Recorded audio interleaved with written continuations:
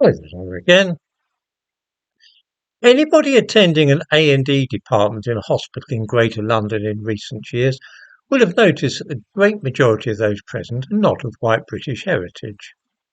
If they keep their eyes and ears open, they will soon notice too that many of those present come to the hospital with minor complaints of the kind with which a GP could easily deal: coughs and colds, sore throats, that kind of thing.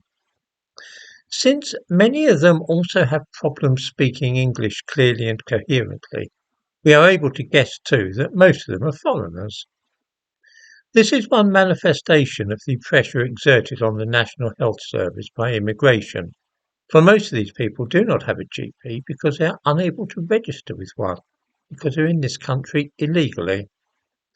It's easier to use A&E because fewer questions are asked about their immigration status. Most people, of course, know this, including the staff at the hospital, but nobody likes to say it out loud. Thames Water commissioned a report a few years ago to examine the number of people actually requiring water and sewage in London, as opposed to the official number counted in the census. It was discovered, to nobody's great surprise, that there were roughly 500,000 illegal immigrants in London, people who have no right to be here. Most are overstayers, those who came on a student visa or a work permit and then simply stayed on after it expired, becoming part of what is sometimes known as the black economy.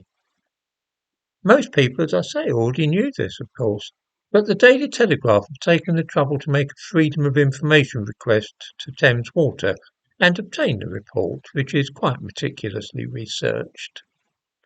We see just why it is necessary to build huge tower blocks all over London now, and why public transport is struggling to cope, as well as why we are having increasing problems with sanitation and the provision of water.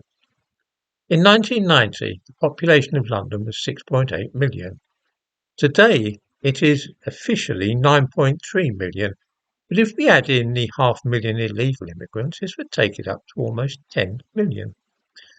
It would mean that there are about 3 million more people living in London than was the case 30 years ago, but that the systems which were adequate in 1990 are now expected to cope with those 3 million more people, by which I mean the hospitals, buses, tube trains, and so on. Tell me, does anybody not see the nature of the problem here?